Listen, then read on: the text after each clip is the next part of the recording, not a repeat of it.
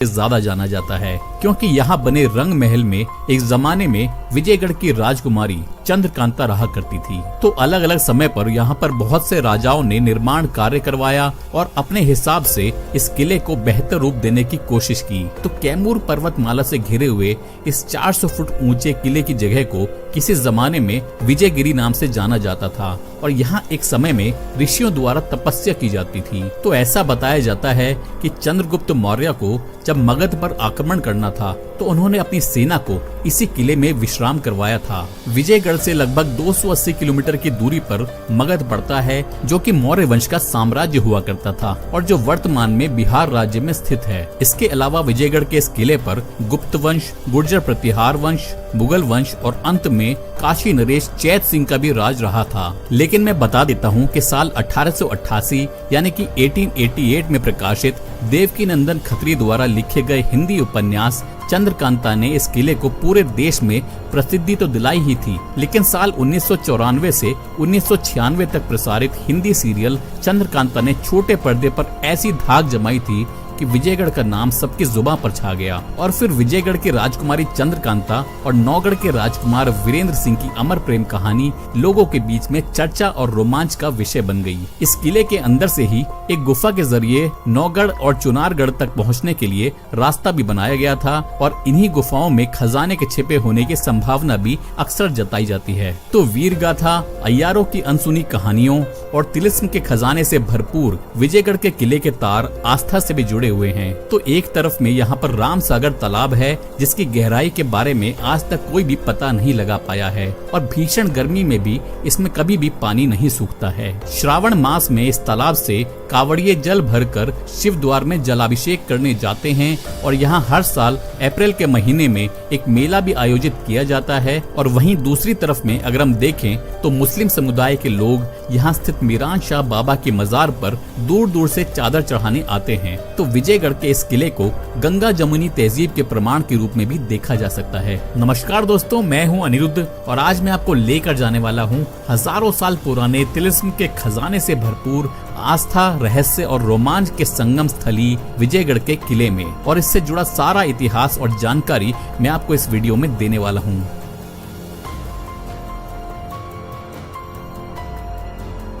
तो विजयगढ़ किला उत्तर प्रदेश राज्य के सोनभद्र जिले में मऊ कला नाम के गांव में स्थित है, जो कि सोनभद्र यानी कि रॉबर्ट्सगंज से 30 किलोमीटर की दूरी पर और बनारस से करीब 110 किलोमीटर की दूरी पर है। लेकिन मैं आपको ये बता देता हूँ कि यहाँ पहुँचने के लिए आपको पब्लिक ट्रांसपोर्ट नहीं मिल पाएगा और आप या तो अपने निजी वाहन से यहाँ पहुँच सकते हैं या फिर आप रॉबर्ट्सगंज से ही कैब या ऑटो को किराए पर लेकर यहाँ आ सकते हैं। तो जब आप यहाँ जाएंगे तो आपको शुरू में तो बहुत ही खूबसूरत रास्ते दिखाई देंगे, जैसा कि धनरौल डैम से लगा हुआ ये रास्ता दिखाई दे रहा है। और यहीं दूर से अगर आप देखेंगे तो वहाँ पहाड़ी पर विजयगढ़ किला भी नजर आ रहा है। लेकिन जैसे जैसे आप आगे बढ़ेंगे ये रास्ता सकरा होता जाएगा और क्योंकि यहाँ आसपास में पूरा जंगल का इलाका है तो आपको इस प्रकार के रास्ते यहाँ नजर आएंगे। अगर आप गूगल मैप्स पर लोकेशन लगाकर यहाँ पहुँचना चाहते हैं तो मैं बता देता हूँ कि फिलहाल में इसकी मार्किंग थोड़ी सी गलत है और एक जगह जंगल में ऐसी आती है जब आपको मैप्स ये बताएगा कि आप अपनी डेस्टिनेशन पर पहुंच गए हैं, लेकिन आप बिना घबराए आगे चलते रहिएगा और थोड़ी ही देर में आप विजयगढ़ किले की सीढ़ियों के पास पहुंच जाएंगे। तो मैं आपको ये बता देता हूं कि इस किले पर जाने के लिए 400 फुट की खड़ी चढ़ाई है। तो अगर आप बुजुर्ग या बच्चों के साथ यहाँ जाएंगे तो शायद आपको काफी तकलीफ हो सकती है, लेकिन फिर भी अगर आप उनके साथ यहाँ जाना चाहते हैं तो कोशिश करिएगा कि सुबह के समय में जितना जल्दी हो सके आप यहाँ पहुँच जाएं, जिससे कि आपके पास पर्याप्त समय रहे और आप आसानी से ऊपर चढ़कर इस किले को पूरी तरीके से घूम सकें। वैसे तो साधारण तौर पर इस किले को घूमने के लिए बहुत ही कम लोग आते हैं, लेकिन फिर भी मैं ये कहूँगा इस किले को घूमना किसी एडवेंचर से कम नहीं है। तो जब आप यहाँ पर चढ़ना शुरू करेंगे तो भले ही आपको थोड़ी थकावट महसूस होगी, लेकिन यहाँ के खूबसूरत नज़ारे देखते देखते आपकी थकावट कब मिट जाएगी आपको पता भी नहीं लगेगा और इन्हीं नज़ारों को देखते हुए आप इस किले के प्रवेश द्वार तक भी पहुँच जाएंगे। तो ये है इस किले का प्रवेश द्वार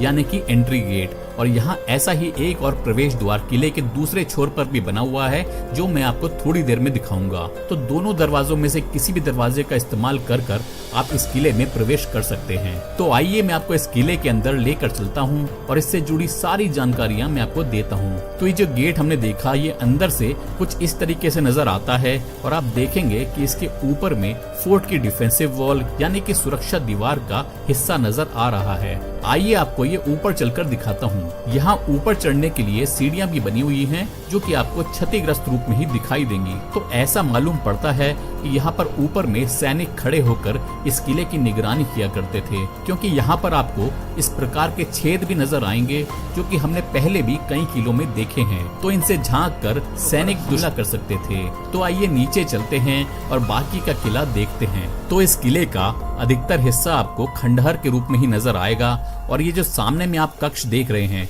ये शायद किसी जमाने में सैनिकों के रहने का कक्ष हुआ करता था, क्योंकि ये सुरक्षा दीवार से एकदम लग कर बनाया गया है और ये दीवार किले के चारों ओर में आपको नजर आएगी। वो बात अलग है कि काफी जगह से ये टूटी भी हुई है, लेकिन वहाँ से भी आप कैमूर पर्वतमाला के नजारों का मजा तो ले ही सकते हैं। इस दीवार को बनाने के लिए यहीं के पहाड़ी पत्थरों का इस्तेमाल किया गया है, जिससे कि इसकी मजबूती का साफ पता लगता है। तो जैसा कि आपने देखा कि ये पूरा पहाड़ी इलाका है, तो यहाँ अभी भी आपको कहीं कहीं पर इस तरह के चट्टानों के हिस्से दिखाई देंगे और मुझे तो ये देखने में काफी खूबसूरत लग रहे हैं। और एक बात मैं आपको यहाँ पर ये बताना चाहूंगा कि मेरे पास वोडाफोन और एयरटेल के सिम कार्ड हैं और दोनों में ही यहाँ पर बिल्कुल नेटवर्क नहीं था। तो आप जब भी यहाँ पर आए तो आप ये मानकर चलिएगा कि शायद आपको भी यहाँ पर मोबाइल नेटवर्क ना मिल पाए। यहाँ किले में अगर छोटे बड़े सारे तालाब मिला लिए जाएं तो कुल मिलाकर यहाँ पर 7 तालाब बने हुए हैं। इनमें से राम सागर और मीरा सागर तालाब में कभी भी पानी नहीं सूखता है, भले ही यहाँ पर कितनी भी गर्मी क्यों न पड़ जाए। तो ये सामने वाला तालाब जो आप देख रहे हैं ये है राम सागर तालाब। तो श्रावण के महीने में हर साल श्रद्धालु कांवड़िए यहाँ पर आते हैं और यहाँ से जल लेकर शिव द्वार धाम तक की पवित्र कांवड़ यात्रा करते हैं। किंवदंतियों के अनुसार ऐसा भी बताया जाता है कि पहले जब यहाँ लोग घूमने आते थे तो तालाब से बर्तन निकला करते थे, तो लोग उनमें खाना खाने के बाद उन्हें धोकर इसी तालाब में वापस छोड़ देते थे। और एक विचित्र बात इस तालाब के बारे में ये भी बताई जाती है कि इसकी गहराई कितनी है, इसके बारे में आज तक कोई भी पता नहीं लगा पाया है। तो ऐसा बताया जाता है कि इस किले के निर्माण से पहले ये जगह विजयगिरी पर्वत नाम से जानी जाती थी और ये पर्वत साधु महात्माओं का गढ़ हुआ करता था और शायद इसी वजह से आज भी आपको यहाँ पर साधु महात्मा पूजा अर्चना और हवन करते हुए नजर आ जाएंगे। तो ऐसा बताया जाता है कि इस किले को महाभारत काल में प्रसिद्ध राजा बाणासुर द्वारा बनवाया गया था और यहीं पर मगध नरेश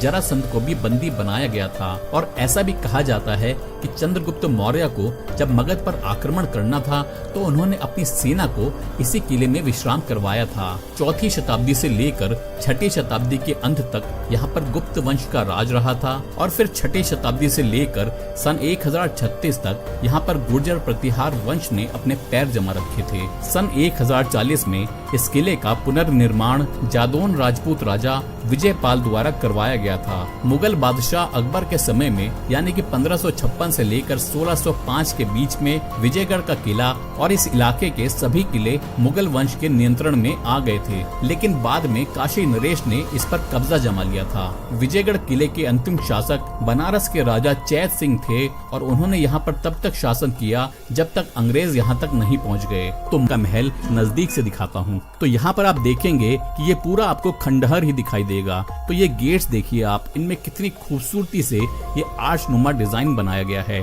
और इनके ऊपर में फूलों की भी नक्काशी की गई है। तो यहाँ देखेंगे आपकी दीवारों में खाने बने हुए हैं जिनको कुछ सामान या फिर दीपक रखने के लिए इस्तेमाल में लाया जाता था। तो यहाँ देखिए आपकी पेड़ों की जड़ें भी इस महल की दीवारों में घुस गई हैं। तो यहाँ चारों ही तरफ में ऐसे आर्च वाले गेट्स बनाए गए हैं और इनके पिलर्स पर भी देखिए आप कितनी सुंदर कलाकारी की गई है। तो किसी जमाने में ये पिलर भी सही सलामत रहा होगा और इस महल के सारे कमरे भी, लेकिन अब ये पूरी तरीके से क्षतिग्रस्त रूप में ही दिखाई दे रहा है। तो महाभारत काल से लेकर ब्रिटिश शासन काल तक की कहानियों का साक्षी रहा है ये विजयगढ़ का किला, लेकिन इसकी देख रेख बिल्कुल ना के बराबर ही की गई है और इस किले को संरक्षित करने की बहुत जरूरत है। तो यहाँ नीचे में देखिए आपको इस महल के कुछ टूटे हुए हिस्से भी दिखाई देंगे, जिनमें से कुछ तो यहाँ होने वाले युद्धों के दौरान टूट गए होंगे और कुछ को देखकर ऐसा लगता है कि अपने आप ही गिर गए होंगे।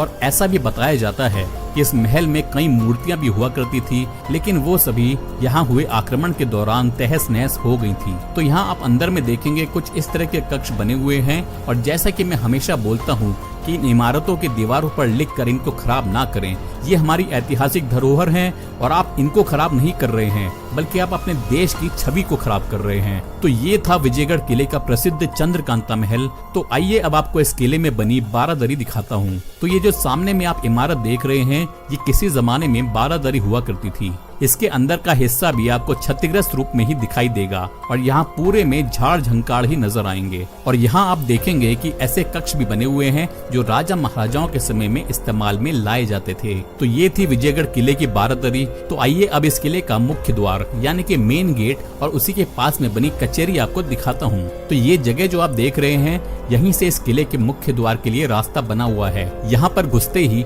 आपको दोनों ही तरफ में काफी सारे पिलर्स दिखाई देंगे। तो ये जगह किसी जमाने में कचहरी हुआ करती थी और राजा महाराजा लोग इसी जगह पर आम लोगों की परेशानियां सुनकर न्याय किया करते थे। तो जैसा कि पहले भी कई इमारतों में मैंने आम और जनता दरबार दिखाया है, उसी तरीके से इस किले में ये कचहरी बनी है जहां पर राजा सही गलत का फैसला किया करते थे। तो एक जरूरी चीज मैं आपको बताना चाहूंगा कि अगर आप किले के इस हिस्से में आना चाहते हैं तो आप दिन के समय में ही यहाँ पर आएं और कोशिश करिएगा कि आप किसी के साथ में ही यहाँ पर आएं, क्योंकि ये बहुत ही सुनसान सी जगह है और ऐसा हो सकता है कि हमारी ही तरह आपको यहाँ पर दूर दूर तक कोई भी इंसान नजर ना आए। तो इस किले की एक खासियत ये भी बताई जाती है कि यहाँ कुछ गुफाएं हैं जिनके जरिए नौगढ़ और चुनारगढ़ किले तक पहुँचा जा सकता है, लेकिन उन गुफाओं तक पहुँचने का रास्ता बहुत ही खतरनाक है। किंवदंतियों के अनुसार ऐसा बताया जाता है कि ये रास्ता तिलिस्म से ही खुलता है और किले का सारा खजाना भी इन्हीं गुफाओं में छुपे होने की संभावना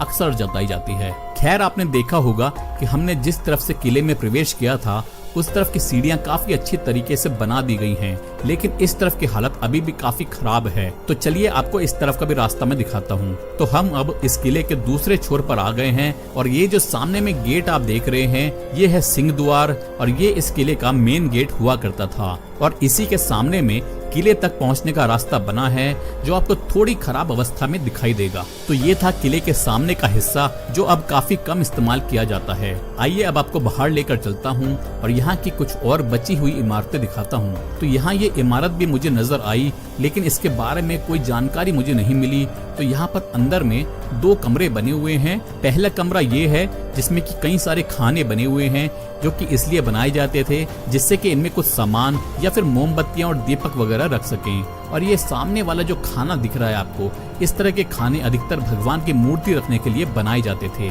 और ये है यहाँ बना दूसरा कमरा जिसमें दोनों ही तरफ में ऊंचे ऊंचे चबूतरे बने हुए हैं। यहीं पास में आपको कई सारे स्तंभ दिखाई देंगे। इनको देखकर ऐसा लग रहा है कि जैसे किसी जमाने में यहाँ पर कुछ कक्ष बनाए गए होंगे जो बाद में खंडित हो गए होंगे, या फिर ये घोड़े बांधने का अस्तबल भी हो सकता है। कहना थोड़ा मुश्किल है कि ये क्या हो सकता है।